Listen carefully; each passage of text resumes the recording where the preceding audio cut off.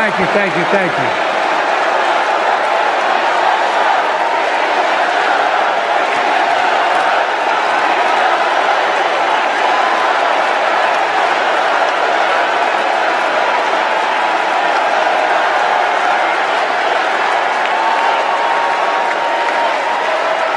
Thank you, thank you, thank you.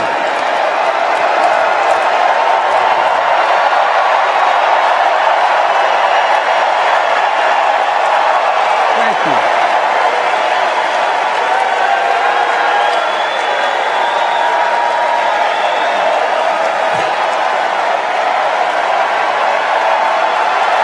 Thank you.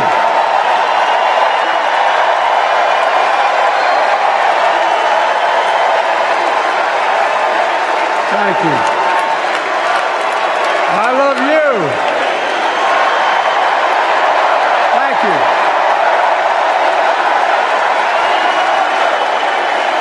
Thank you, thank you, thank you.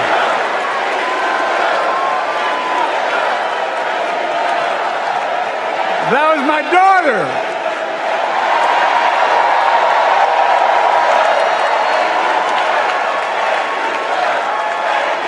Thank you.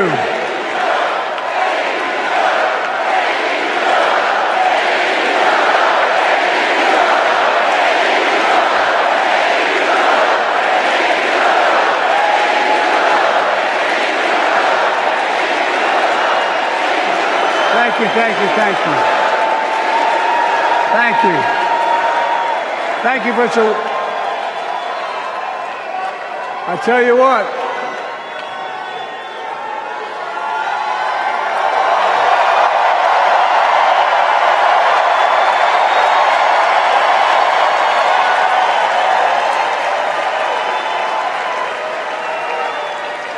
To my dearest daughter, Ashley, God love you, you're incredible.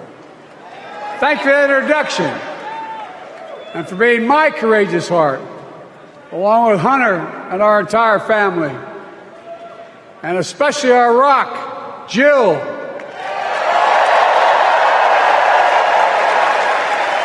For as those of you who know us, she still leaves me both breathless and speechless. Everybody knows her. I love her more than she loves me. She walks down the stairs and I still get that going boom, boom, boom. You all will know me. No, I'm kidding. Let's give a special round of applause to our First Lady, Jill Biden.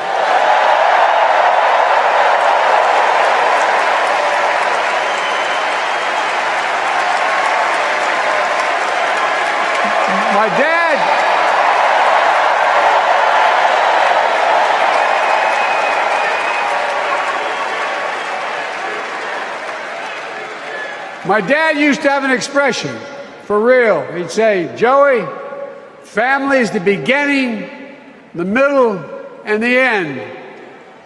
And I love you all. Folks. And America, I love you.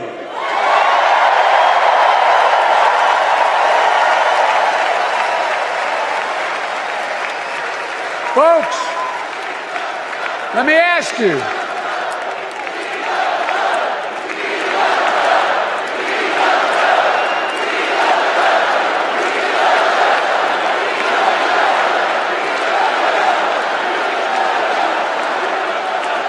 Let me ask you.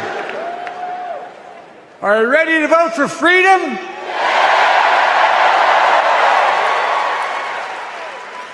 Are you ready to vote for democracy and for America? Let me ask you, are you ready to elect Kamala Harris and Tim Walz, President and Vice President of the United States?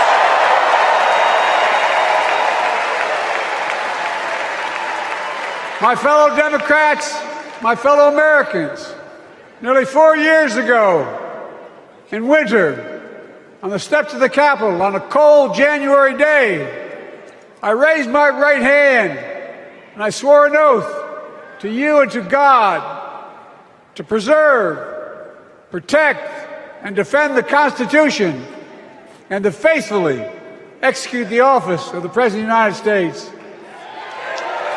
In front of me was a city surrounded by the National Guard.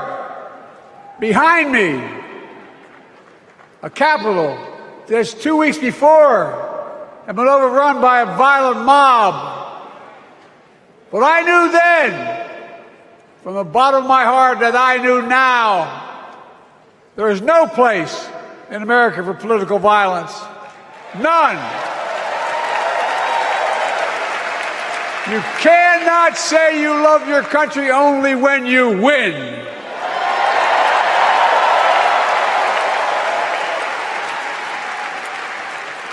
In that moment, I wasn't looking to the past. I was looking to the future. I spoke of the work at hand, the moment we had to meet. It was, as I told you then, a winter of peril and possibility. Of peril and possibility. We're in the grip of a once-in-a-century pandemic, historic joblessness, a call for racial justice long overdue, clear and present threats to our very democracy. Thank you.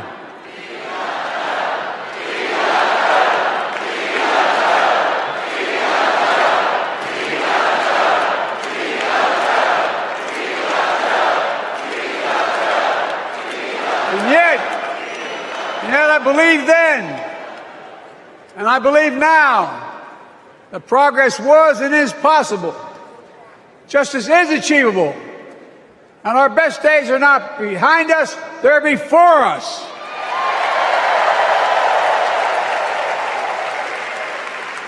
Now it's summer. The winter has passed. And with a grateful heart, I stand before you now on this August night to report that democracy has prevailed. Democracy has delivered. And now democracy must be preserved.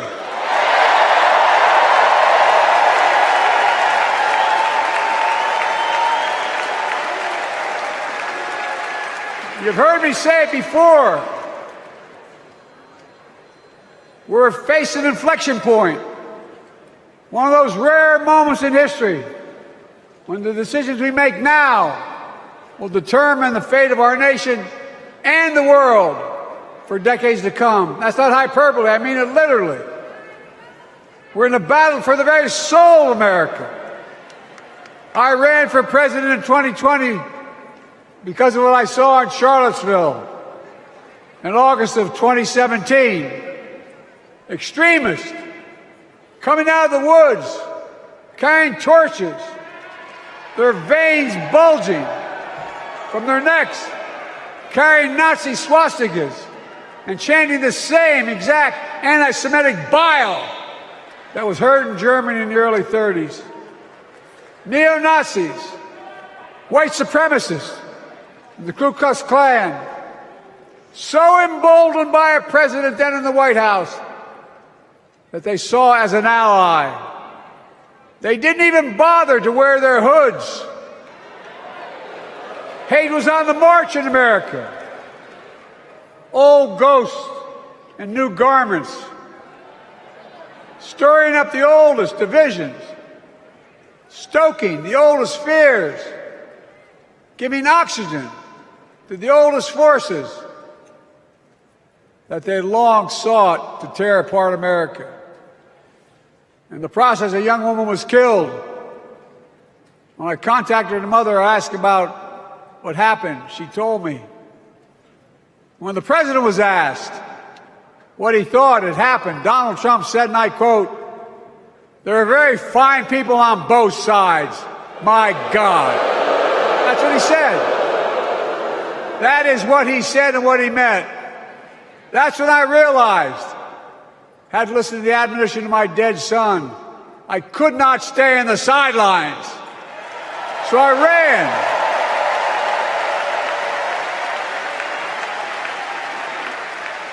because I had no intention of running again. I just lost part of my soul.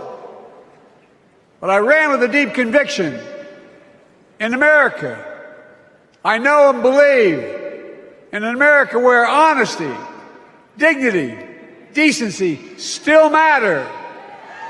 An America where everyone has a fair shot and hate has no safe harbor.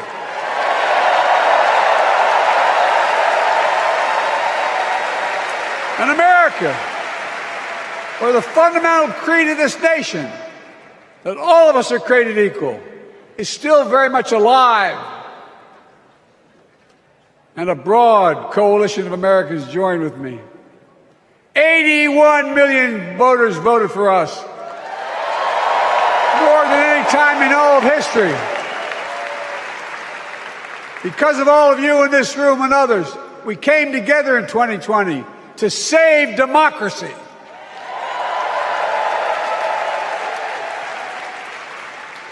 As your president, I've been determined to keep America moving forward, not going back, to stand against hate and violence in all its forms, to be a nation where we not only live with but thrive on diversity, demonizing no one, leaving no one behind, and becoming the nation that we profess to be. I also ran to rebuild the backbone of America, the middle class.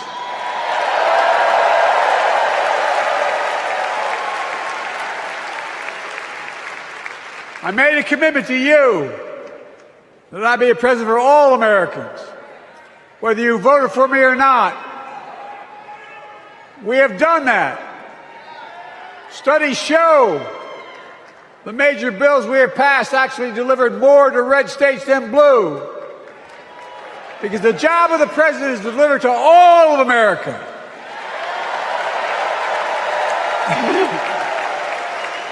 And because of you, and I'm not exaggerating, because of you, we've had one of the most extraordinary 4 years of progress ever, period. When I say we, I mean Kamala and me. Just think about it. COVID no longer controls our lives. We've gone from economic crisis to the strongest economy in the entire world. Record 16 million new jobs. Record small business growth. Record high stock market. Record high 401ks. Wages up, and inflation down, way down, and continuing to go down.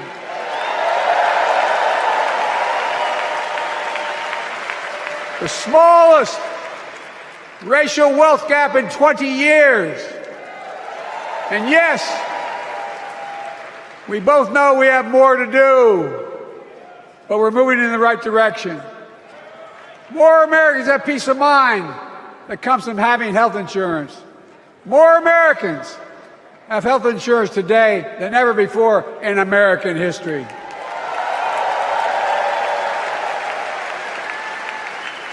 And after, as a young senator beginning to fight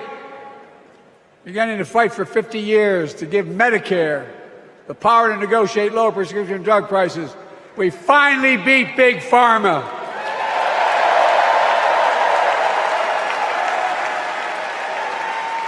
And guess who cast the tie-breaking vote? Vice President, soon-to-be President Kamala Harris.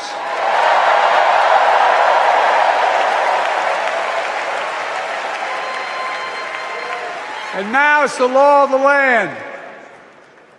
Instead of paying $400 a month for insulin, seniors with diabetes will pay $35 a month.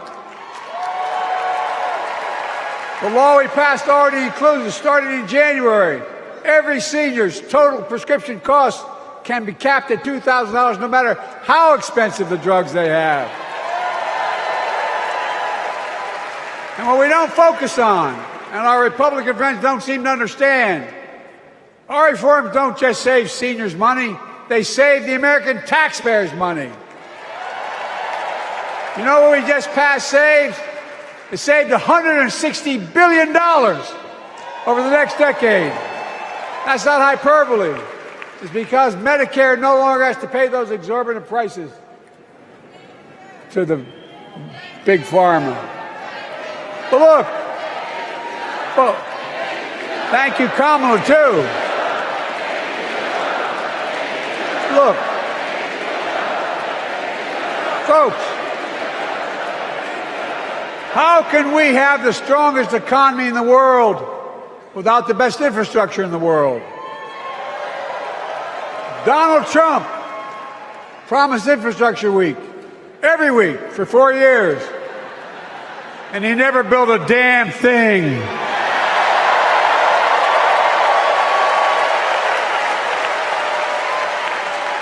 But now, because of what Kamala and I have done, remember we were told we couldn't get it done. Remember when we came into office, we couldn't get anything passed? But right now, we're giving America an infrastructure decade, not week. We're modernizing our roads, our bridges, our ports, our airports, our trains, our buses. We're removing every lead pipe from schools and homes so every child can drink clean water. We're providing affordable high-speed internet for every American, no matter where they live, not unlike what Roosevelt did with electricity. And so much more. We are uniting the country. We're growing our economy. We're improving our quality of life. And we're building a better America.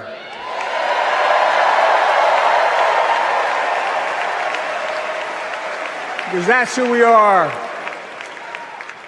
How can we be the strongest nation in the world without leading the world in science and technology?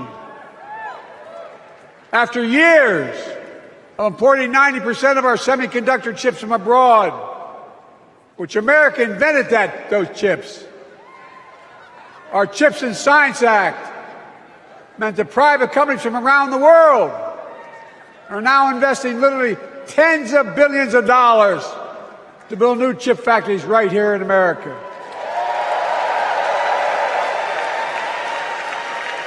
And over that period, they'll create tens of thousands of jobs. And many of those jobs in the so-called fabs, the buildings that make the chips, are being constructed now. And guess what? The average salary in those fabs, size of a football field, will be over $100,000 a year, and you don't need a college degree.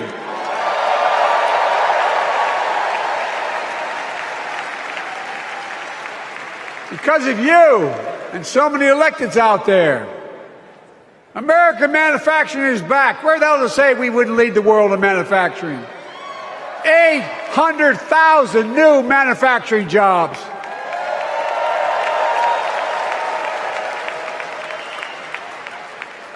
Our Republican friends and others made sure they'd go abroad to get the cheapest labor. We used to import products and export jobs. Now we export American products and create American jobs right here in America, where jobs belong.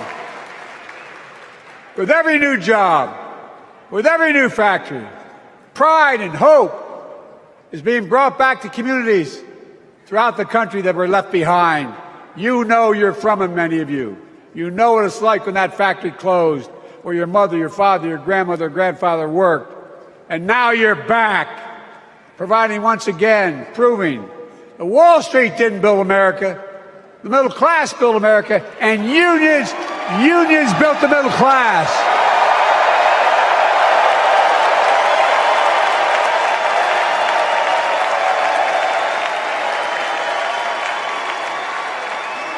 It's been my view since I came to the Senate. And that's why I'm proud to have been the first president to walk a picket line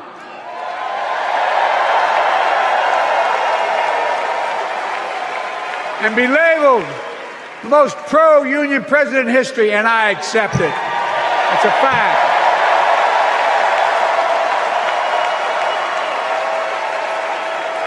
Because when unions do well, we all do well.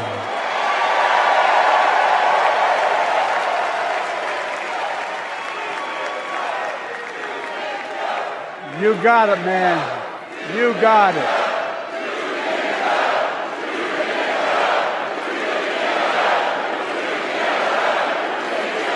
I agree. I'm proud. Look, remember he told we couldn't get anything done because we couldn't get anything done in the Congress? Well, with your support, we passed the most significant climate law in the history of mankind.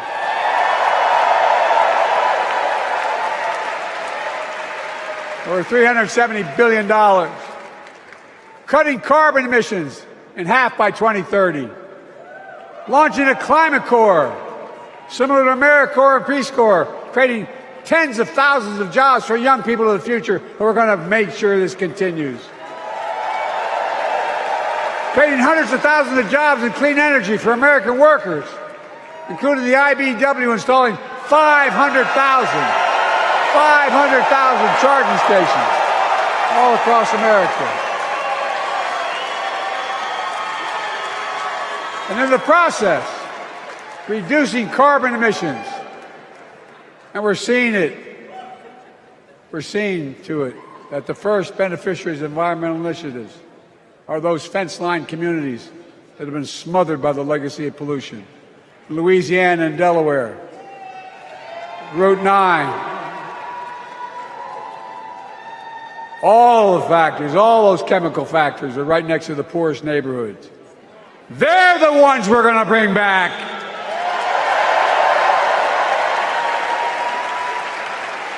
And how? How can we be the greatest nation in the world without the best education system in the world? Donald Trump and the Republican friends, they not only can't think, they can't read very well. Seriously, think about it. Look at their Project 2025. They want to do away with the Department of Education. Well, during the pandemic, Kamala and I helped states and cities get back their schools back open. And we gave public school teachers a raise. We created apprenticeships with businesses and communities, putting students on a path to a good paying job, whether or not they go to college. And by the way, we're making college a hell of a lot more affordable. Increasing Pell Grants by $900. Over $15 billion for HBCUs. Minority service education, including Hispanic institutions and tribal colleges. We kept our commitment to provide more student relief than ever by lifting the burden of helping millions of families so they could get married, start a family, buy a home, and begin to build family wealth and contribute to the community and grow our economy. It's not costing us, it's creating more wealth. We've fundamentally transformed how our economy grows, from the middle out and the bottom up instead of the top down.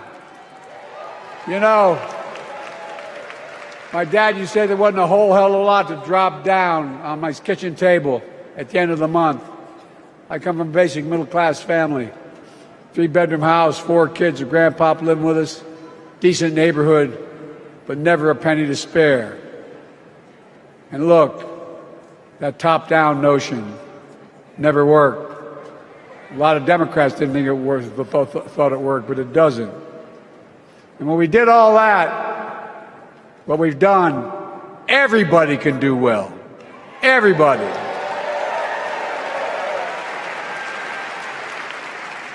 Donald Trump calls America a failing nation. No, I'm serious. But think about this. Think about this. He publicly says to the whole world, I'm going to say something outrageous. I know more foreign leaders by their first names and know them well than anybody alive. Just because I'm so damn old. But I'm not joking. Think of the message he sends around the world when he talks about America being a failing nation. He says we're losing. He's the loser. He's dead wrong.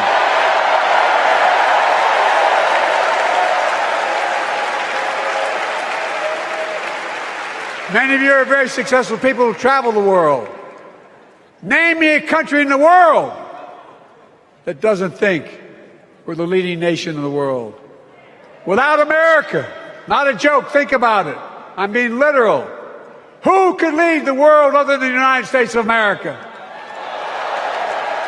Well, guess what? America's winning, and the world's better off for it. America's more prosperous, and Americans are safer today than under Donald Trump. Trump continues to lie about crime in America, like everything else. Guess what? On his watch, the murder rate went up 30%, the biggest increase in history. Meanwhile, we made the largest investment, Kamala and I, in public safety ever. Now, the murder rate is falling faster than any time in history. Violent crime has dropped to the lowest level in more than 50 years. And crime will keep coming down when we put a prosecutor in the Oval Office instead of a convicted felon.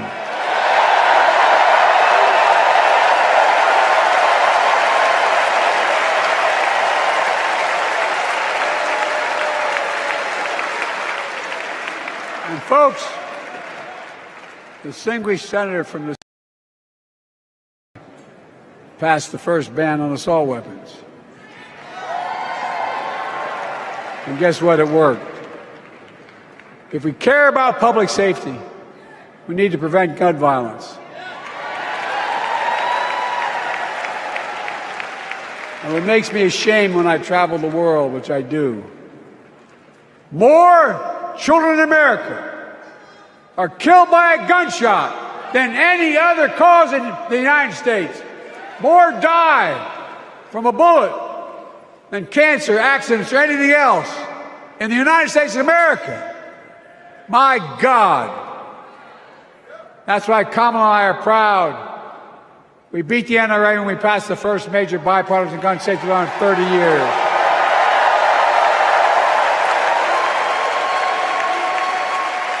I'm serious. That comes from here. And now it's time to ban assault weapons again.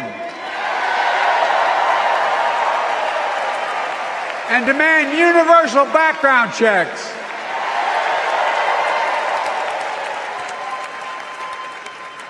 It's hard. I never thought I'd stand before a crowd of Democrats and refer to a president as a liar so many times. No, I'm not trying to be funny. It's sad. Trump continues to lie about the border. Here's what he won't tell you. Trump killed the strongest bipartisan border deal in the history of the United States that we negotiated with the Senate Republicans. It took 4 weeks. Once it passed, and never acknowledged the most expansive border change in American history, he called senators to say, don't support the bipartisan bill, because he said it would help me politically and hurt him politically. My God. No, I'm serious. Think about it. Not a joke. Ask even the press who doesn't like me. They'll tell you that's true. Typically Trump, once again, putting himself first and America last. Then I had to take executive action. The result of the executive action I took, border encounters have dropped over 50%. In fact, there are fewer border crossings today than when Donald Trump left office. And unlike Trump, we will not demonize immigrants, saying they're the poison of blood of America.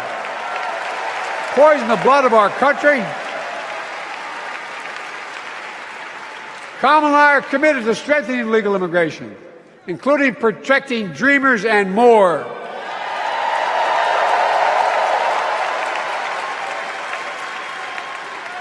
And here's what else I believe in. Protecting your freedom to vote, your freedom to love who you love.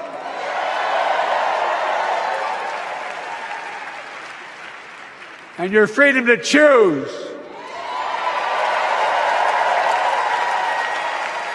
In its decision over overturning Roe v. Wade, as you heard earlier tonight, the United States Supreme Court majority wrote the following, quote, women are not without electoral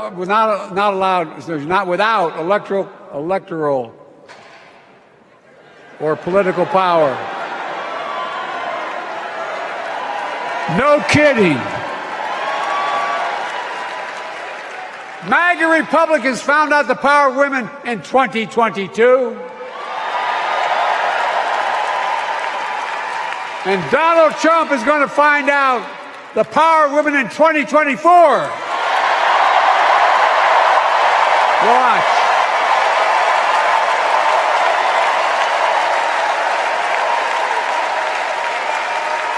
And where Trump and his mega Republican right-wingers seek to erase history, we Democrats continue to write history and make more history. I'm proud to have kept my commitment to appoint the first black woman in the United States Supreme Court.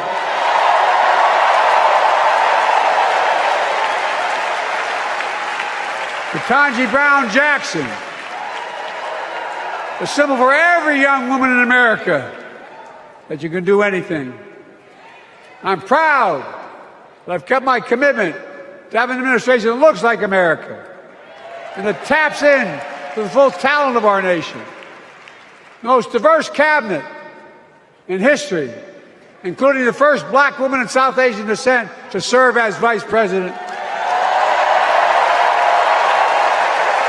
And will soon serve as the 47th President of the United States.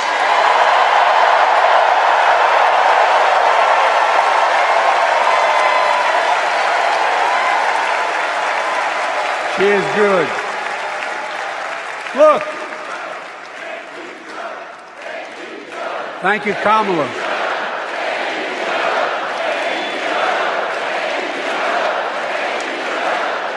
Folks, I've long said we have many obligations as a nation, but I got in trouble years ago for saying I'd make no apologies. We have only one truly sacred obligation: to prepare and equip those we send to war and care for them and their families when they come home and when they don't.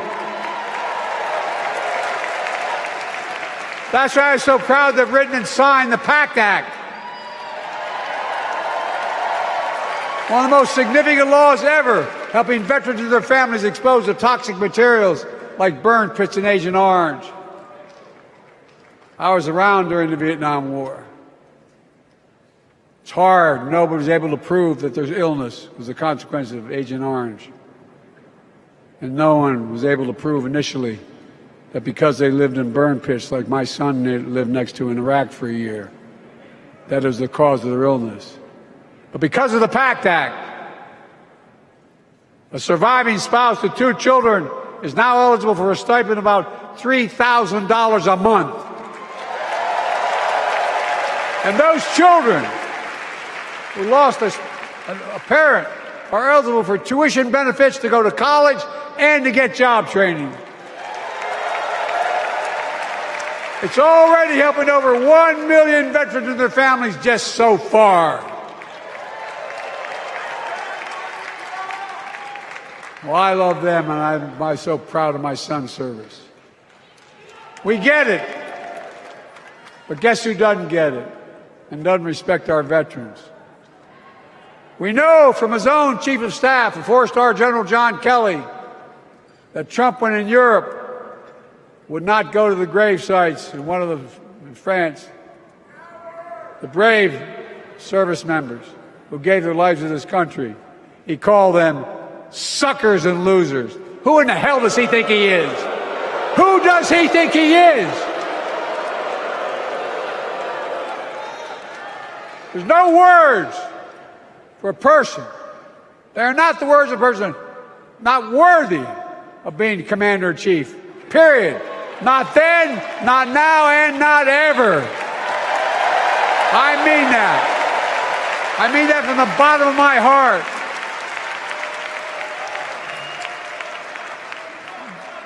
Just as no commander-in-chief should ever bow down to a dictator, the way Trump bows down to Putin.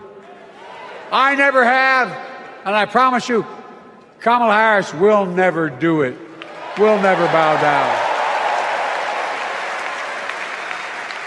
When Trump left office, Europe and NATO was in tatters.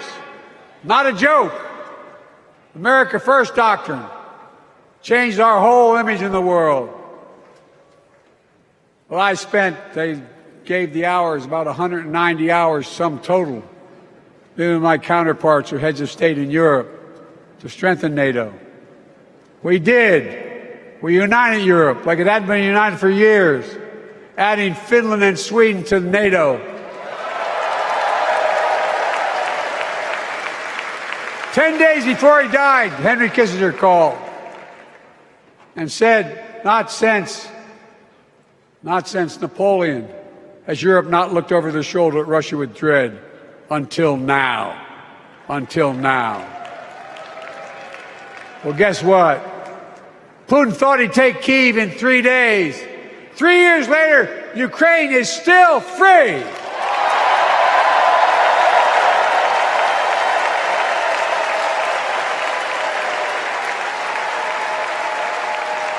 When I came to office, the conventional wisdom was that China would inevitably surpass the United States. They haven't noticed. No one's saying that now.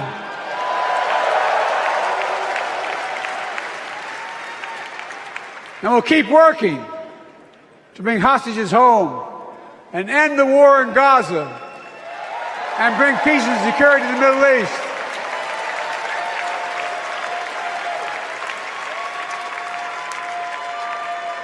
As you know, I wrote a peace treaty for Gaza. A few days ago, I put forward a proposal that brought us closer to doing that than we've done since October 7th.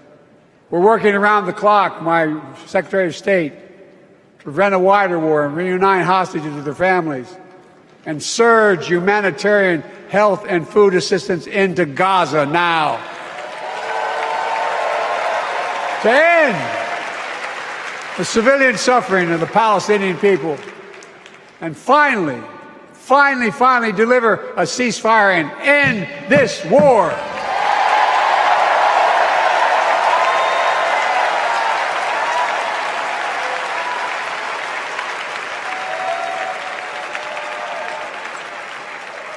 Those protesters out in the street, they have a point.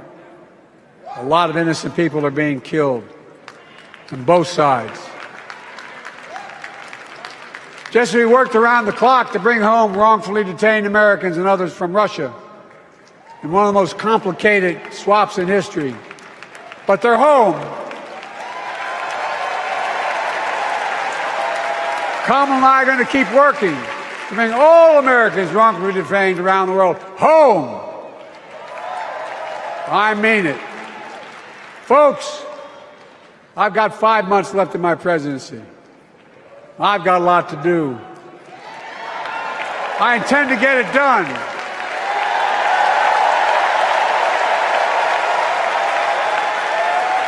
It's been the honor of my lifetime to serve as your president. I love the job, but I love my country more. I love my country more. And all this talk about how I'm angry at all those people who said I should step down, that's not true.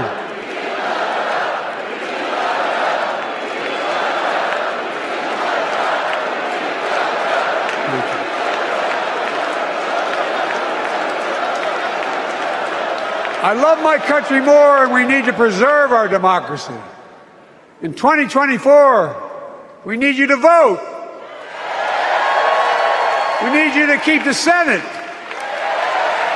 We need you to win back the House of Representatives. And above all, we need you to beat Donald Trump.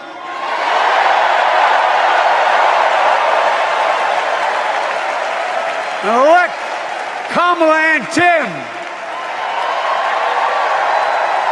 President and Vice President of the United States of America. Look, they'll continue to lead America forward, creating more jobs, standing up for workers, growing the economy, lower the cost to American families so they just have a little more breathing room. We've made incredible progress, but we have more work to do.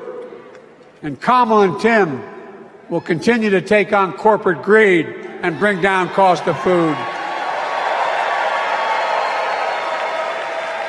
They'll keep taking on Big Pharma, making insulin $35 a month, not just for seniors, but for everyone in America.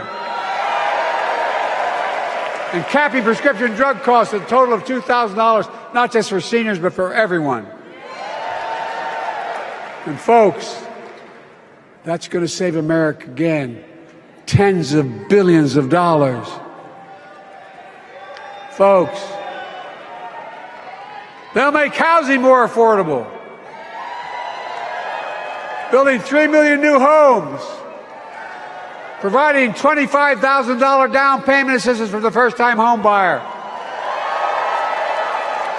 more than the 10 we approved. Donald Trump wants a new tax on imported goods, food, gas, clothing, and more. You know what that will cost the average family, according to the experts? $3,900 a year in a tax. No, it's a fact. Kamala and Tim will make the child care tax credit permanent.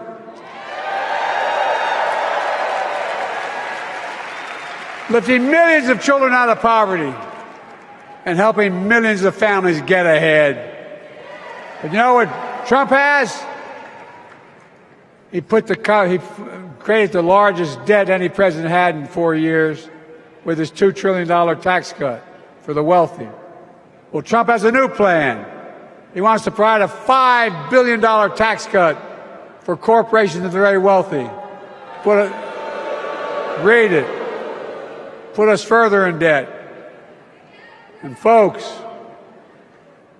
you know we have 1,000 billionaires in America. You know what their average tax rate they pay? 8.2%.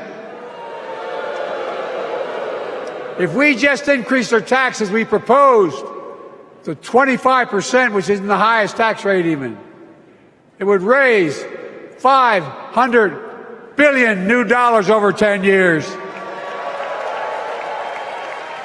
They'd still be very wealthy. Look, Kamala and Tim are going to make them pay their fair share. They'll protect Social Security and Medicare. Trump wants to cut Social Security and Medicare. Kamala and Tim will protect your freedom. They'll protect your your right to vote.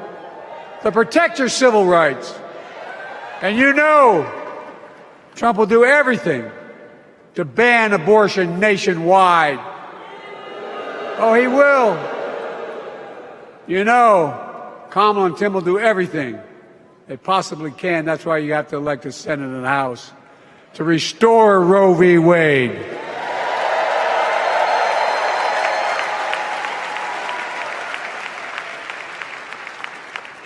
The ancient Greeks taught us that character is destiny. Character is destiny. For me and Jill, we know Kamala and Doug are people of character.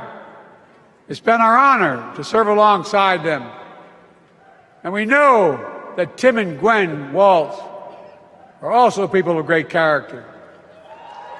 Selecting Kamala was the very first decision I made when I became our nominee. And it was the best decision I made my whole career.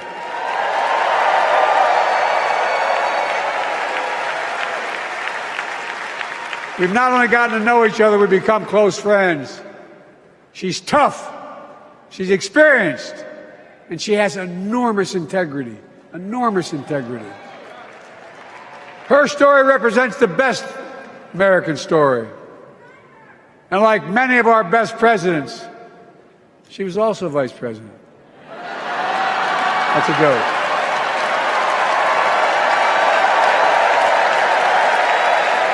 But she'll be a president our children can look up to.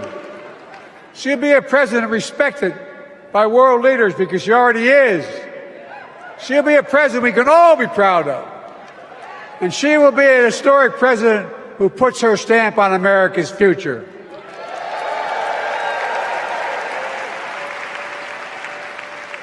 This will be the first presidential election since January 6th. On that day, we almost lost everything about who we are as a country. And that threat, this is not hyperbole, that threat is still very much alive. Donald Trump says he will refuse to accept the election result if he loses again. Think about that. He means it. Think about that. He's promising a bloodbath if he loses, in his words. And that he'll be a dictator on day one, in his own words.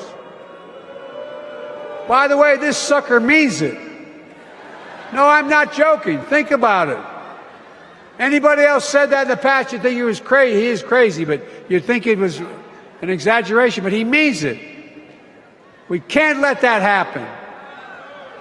Folks, all of us carry a special obligation. Independents, Republicans, Democrats. We saved democracy in 2020, and now we must save it again in 2024.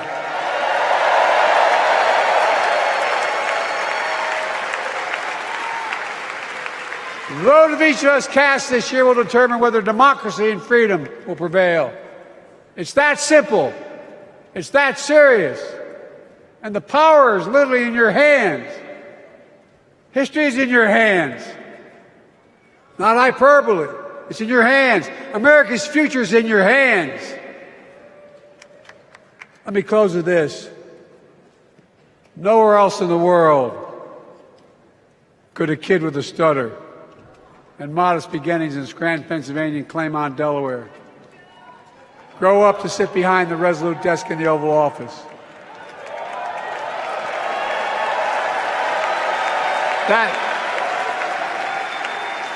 That's because America is and always has been a nation of possibilities.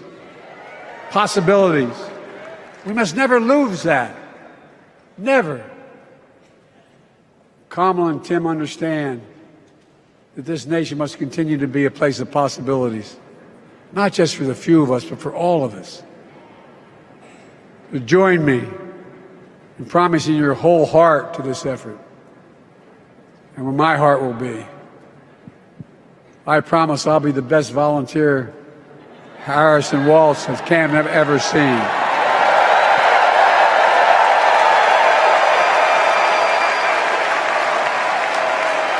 Each of us has a part in the American story. For me and my family, there's a song that means a lot to us, that captures the best of who we are as a nation. The song is called American Anthem. There's one verse that stands out, and I can't sing worth a damn, so I'm not going to try. I'll just quote it. The work and prayers of centuries have brought us to this day. What shall our legacy be? What will our children say? Let me know in my heart, when my days are through, America, America, I gave my best to you.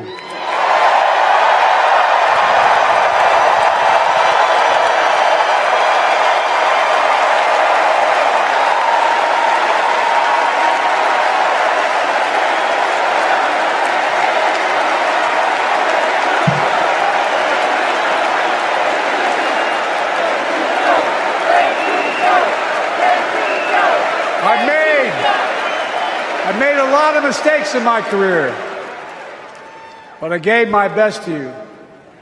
For 50 years, like many of you, I've given my heart and soul to our nation. And I've been blessed a million times in return with the support of the American people. I've either been too young to be in the Senate because I wasn't 30 yet, and too old to stay as president. But I hope you know how grateful I am to all of you. I can honestly say, and I mean this from the bottom, give you my word as a Biden, I can honestly say I'm more optimistic about the future than I was when I was elected as a 29-year-old United States Senator. I mean it. Folks, we just have to remember who we are. We're the United States of America.